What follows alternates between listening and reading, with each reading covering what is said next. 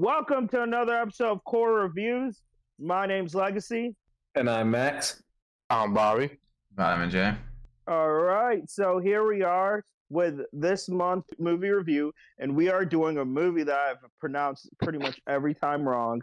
It is We're No Angels. Not Where Are Our Worst Songs. And we're doing the 1955 version, not the 1989 80s version. Yeah. Yep. This is a comedy film. This was actually based off of a book, right? A French play, but yeah. And this movie is set in Christmas Eve and Christmas Day, 1895 on Devil's Island. Also, fun fact, this is the second time that Humphrey Bogart played a character that's escaped convict on Devil's Island. Fun fact. Yeah, so I think I know the other way. Passes to Marseille.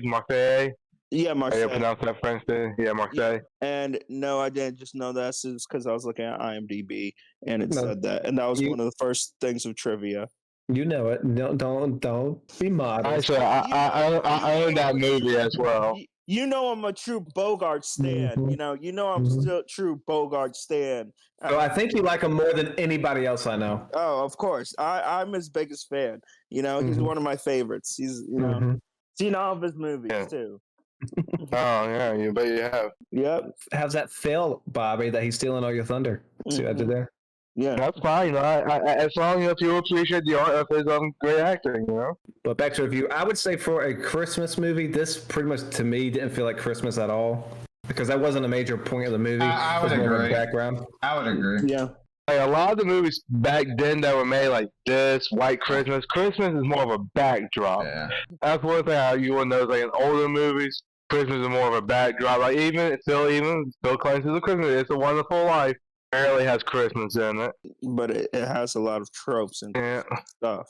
But besides a couple of times, it does bring it up. I mean, it does keep mentioning it is Christmas Eve or Christmas Day. Christmas like dinner scene. Yeah, they do have that, but it wasn't like I thought you could have done a movie at another point, but I still think I liked it. So for those of you who haven't seen it, it does star a lot of big names: Humphrey Bogart, Aldo Ray, and Peter Ustinov. They play three convicts of Joseph, Albert, and Jules, who just escaped from the Devil's Island prison the day before Christmas and arrive at a nearby colonial town.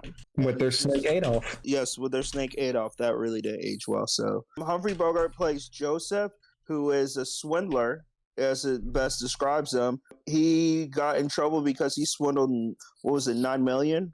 Yeah, 9 million francs. And you said that would be how much today that we said? From what I could see, they said about 300 million. A lot of money. That's why he's in prison. You then have Albert, played by Aldo Ray. He murdered his uncle and also quite the womanizer. That's one way to say it. Yes, yes. I'm saying the appropriate term. And then there's lastly Peter Ustinov's character, Jules, who he murdered his wife. He is a thief and a safecracker that murdered his wife after he came home and found his wife giving presents to one of his friends. Yeah. Yes.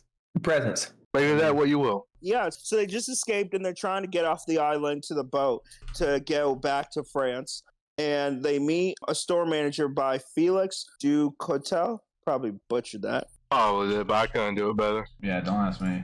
And he's played by Leo G. Carroll. You may recognize him. If you've seen North by Northwest, he's a professor in that. So if you've seen that movie, you'll recognize him. They were getting chased, and like the cops were coming out with dogs. And then it starts raining, so the dogs can't track them. And so they run into this shop and meet Felix. And since it's raining, the place is leaking, and they use it as an excuse to say that they could fix his roof for free if he allows them to. Really, they're just planning to rob him whenever they get the moment, and that's kind of the plan. And Felix, you learn, is a very good man, and he's not running a great business, though. Yeah, no, he's not very good with the books. Not a good businessman at all. But he means well. Yeah, and he uses a lot of credit, which is like he supplies a lot of people on credit. And they never pay. Yeah, stores these days don't really do that type of thing. You better have that money. So while they're fixing the roof up top, a couple of people come in, including his wife, who is played by Joan. Emily comes in and she meets the guys, and she's very skeptical of like, wait, who are these guys? They're convicts, because the stuff they were dressed as. Because apparently a lot of the prisoners did like a lot of work release stuff, so it was very common for them to be around. And then, of course, Andre and then Paul are supposed to be on their way. They're not here yet. So they also meet their daughter as well, Isabel, who is this nice, sweet girl. Loves to faint. She loves to faint. Yeah, she's a big time fainter. They might want to check that out, because I gotta say that can't be healthy. It's a medical condition. It's a Yeah, medical condition, I'd be concerned. And then she gets a letter because she and Paul had some type of fling, but they haven't seen each other in a year, and they said they won't write to each other more. Paul said he won't write to her, and she's still in love with him and has written diaries about the fact that she loves him. But she gets a letter and faints because Paul is to be married off to somebody else. And that's when they kind of start helping the family out by picking her up. Especially Albert has a big interest in her. A little bit to the womanizing side. And You mean like when even Humphrey Bogart is like telling her to take her to the room? He's like, and just take her to the room. Like, come on. Like, he has to remind this guy, hey, don't do it. That's man who knows his squad, you know. You know, he's not a guy that you'd leave alone in a room with another Anybody. I wouldn't leave alone with anyone. But so they try and help the family out a little bit. Joseph, who's a really good salesman, he starts selling off some of the stuff to the customers that are coming into the store while Felix is out doing other things, and makes them quite a bit of profit. He sold a suit that was a few sizes too small. He sold hair equipment to the bald dude. Hey, look, he sold it because, he gave it to a guy the other day who died, but he had a beautiful head of hair when he died. Seeing the head of hair, though. Is it worth it? As a bald man, it might be. All of us here are bald. The Bald Brotherhood salutes you. Pat. So Jules helps because they need to get into the safe box, but the husband's away and nobody knows the code. And he shows that he was a safe cracker and gets into their box. He Jules has the right feel for it. Jules just showed it's all in the. You gotta work the hands, man. It's all in the hands. Gotta find that right spot. Mm-hmm. I'm surprised his wife is cheating on him with a man. Never mind. With hands like that, I'll finish that thought out for you. Mm-hmm. So after they do some cool stuff and some good for the family invites them for Christmas dinner. All the while, they're still planning to rob these people once they go to bed. But they do lovely decorations, set up everything, even cook for the family and set up a whole dinner and everything for them. And then after they do the dinner and kind of get to know the family, the trio feels a little bit bad about robbing because the family's just so nice to them. And they don't want to murder them. They don't want you, but it's got to be done. Mm-hmm. Well, when he was talking about what they would have to do to them, you could tell his heart wasn't in it anymore. He was just saying it. It was going through the motions. Yeah, I do like how he talked about that. He's like, but first, we got to do the dishes. You can't be rude. You got to get the dishes done. What are you, a bad hoe or a bad guest? I mean, you can't just leave it a mess. You're going to rob a man, kill him, and then not even bother cleaning up the place? I mean, what are they saying? That'd be rude. That'd just be rude. This is disrespectful, So after all that, Andre comes in, and I'll let Max go ahead on that one.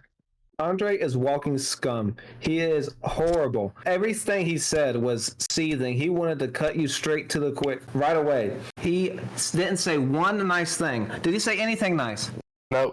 Oh, but I did like the insult when the dog was like cutting into him. And he's like, "Well, your opinion has no cash value." I'm like, dang. I would have some words with someone like that. Mm-hmm. Oh yeah. Andre is Felix's cousin that took care of Felix when they were in France, and then that helped Felix with a business he had when he was in France, and then kicked Felix out and kind of forced him to come run this store.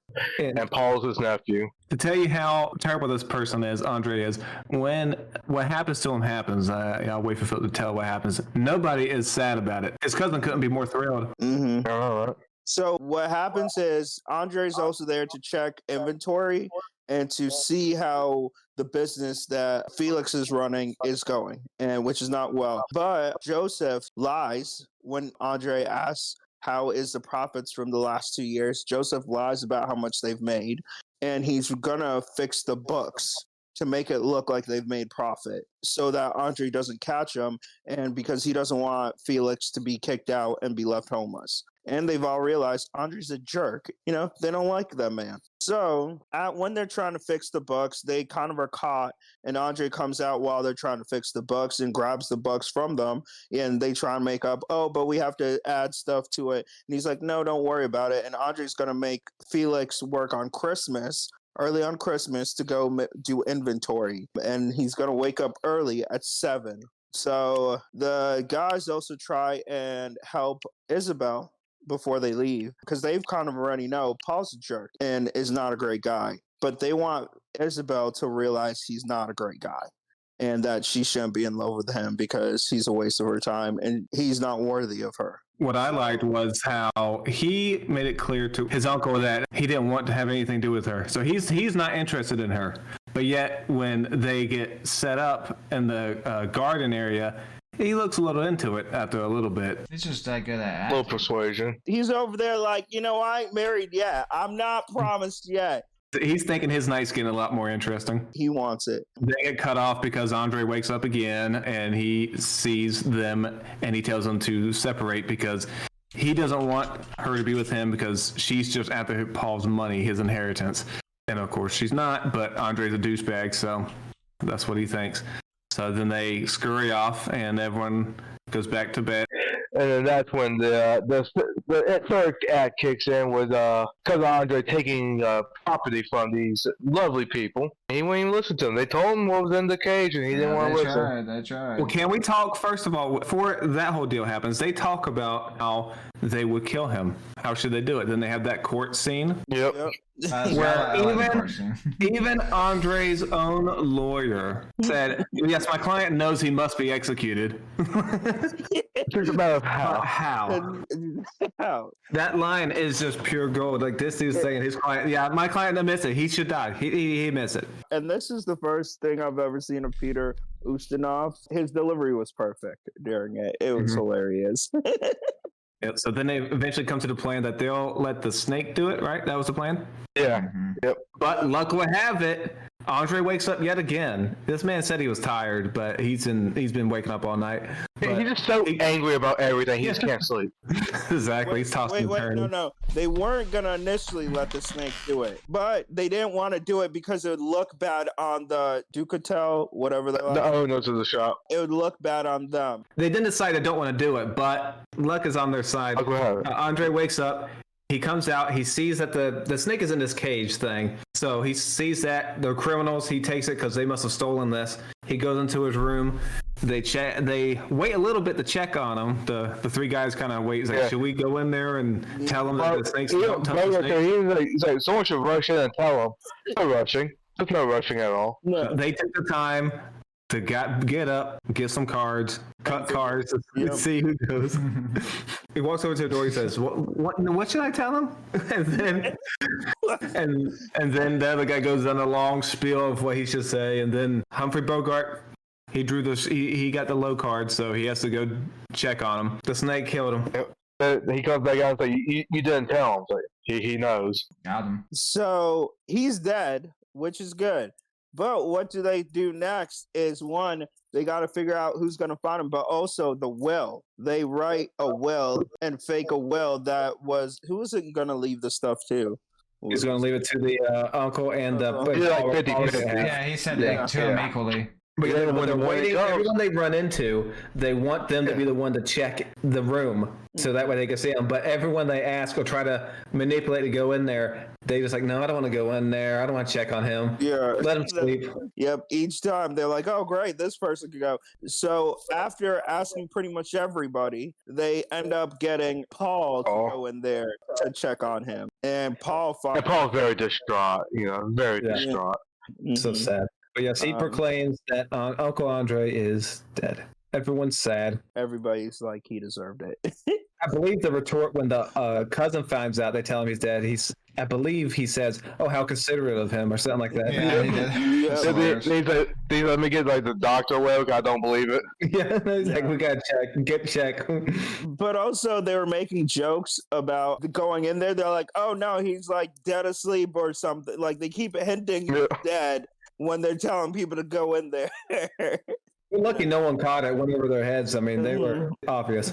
So they then walk in on Paul is making faces to make it look like he's sad, and the guys see him and they're like, yeah, you should really use that face when you go to bury him.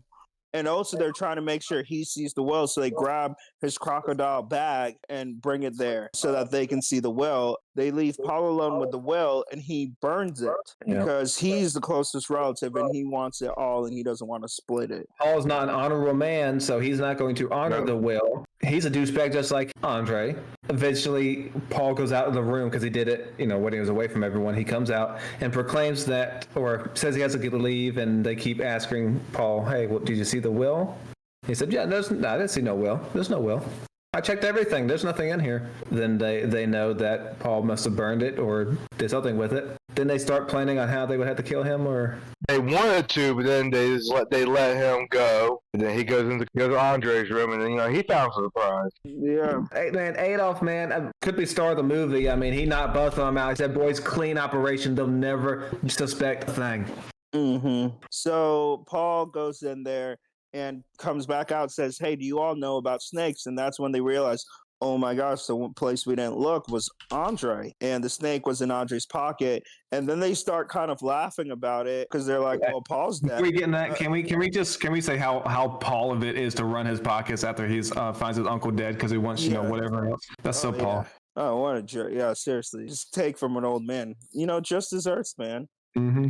And then when Paul's trying to talk with them, asking about the snake bite, they start like almost mocking him, but he doesn't know it because he doesn't know he's about to die. But they're just like having fun with it. They're like, "Oh, you don't feel anything." He says he doesn't feel anything. He doesn't feel anything. So should I get a doctor? Don't waste your money. Yeah. Yeah. That was actually a pretty funny line.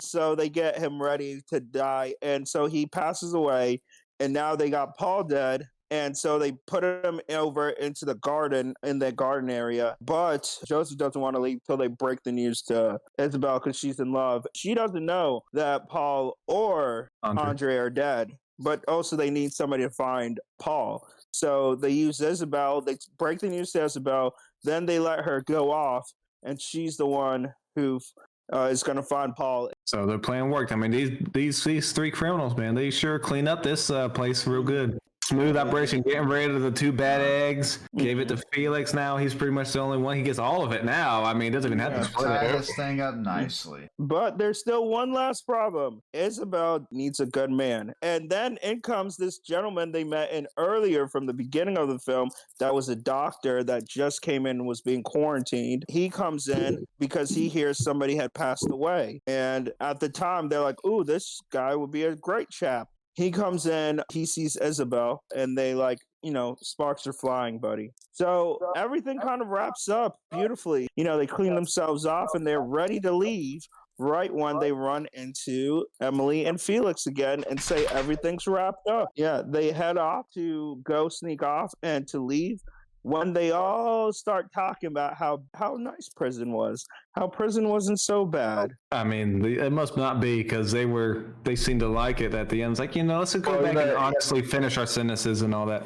And the crooks end up going back and they say, well, if we end up not liking it, we'll break out in a year and do this all again. And they go ahead and we end the movie seeing them all walk away and they all get halos above their head. Even the snake. Even Adolf gets a halo. They're going to be bragging to the boys in prison what a cleanup job they did here. I mean, the flawless execution. You couldn't put this any better if you tried. I mean, you get these guys a week. Let's see what they can do in a week. They did that like in half a day. Mm-hmm. I'll say for 1955 movie, still doing the Hays Code with a lot of censorship, they got away with a lot of innuendos. Yep. Yeah. That's the reason why I picked this movie, because it's not as well known, and everybody reviews the well known movies, but you gotta broaden your horizon. Sometimes you gotta find new things, and plus I really love this movie. I enjoyed the movie. I'm glad Hunter wasn't here to complain about it the whole time. Yeah. That's good. Yeah, it was actually a good movie. It had funny parts. The characters were likable. The ones who weren't likable did a good job of making them not seem likable. Yeah, I feel of the 3 criminals, which one was your favorite? I'm gonna have to agree with you. I like Jules the most. I don't think people that would listen to us now. I'm a big time Humphrey Bogart fan. I own most of his movies. So for me to say he wasn't the best part, that shows how great Jules was in this movie. How about you, Max? It's definitely not Albert. I mean, he's right out there. He's automatically out. Yeah. I think I still like Bogarts, to be honest. Yeah. Even though I do think the funniest line in the movie was from the funniest parts was definitely Jules, but overall, I'd probably still give it to Bogart. Look, if you picked Albert, I mean, I kind of have some assumptions about you. Like for this movie, like the comedy, obviously it still works today. It's still pretty funny. It's just good testament to the material they did. My two favorite scenes were the mock court case thing they did, and then the stalling to ask go see Uncle Andre.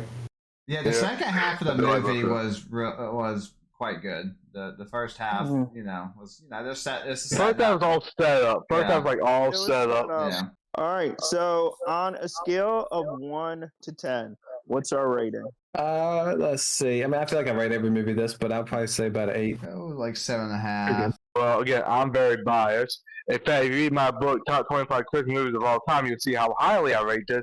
So I'm going to give it a 10, but again, I'm very biased. Wow. So let me get this straight. You consider this a Christmas movie, but you have a problem with It's a Wonderful Life being considered a Christmas movie. It's a Wonderful Life only has 10 minutes of Christmas. This is set on Christmas Eve, has a big Christmas scene in the middle, and they mention Christmas throughout. Bro, you're stretching, man. That's a reach. Christmas is a larger percentage of this movie than It's a Wonderful Life. That's all I'm saying. Back to this, yeah, I'll probably give it a 7.75. I really enjoyed it. My biggest compliment for a movie is would I watch it again? Because then that means that's a good movie. Would I watch this again? Yes. Yes. I felt fairly easy watch too. Guys, I'm just glad that y'all actually liked it. That's all I'm saying. I'm just glad y'all liked it. Bobby, I'm not curmudgeon like Hunter. I am willing to enjoy things that other people share with me. Yeah, I am. I need to watch more Humphrey Bogart movies. So just to let you know, our movie list coming up is going to be, we're watching Jacob and I, True Wicker Basket, baby. The Wicker Basket. John Wick, baby. Just stop you embarrassing yourself. You're phonies. Then we're going to go and see The Godfather is February. March, we're doing Dune Part 2. So we got a good slate. So again, my name's Legacy. And I'm Max. I'm Bobby. Ron and Jay. And may the discussions begin. Don't forget to like, share, and subscribe. See ya.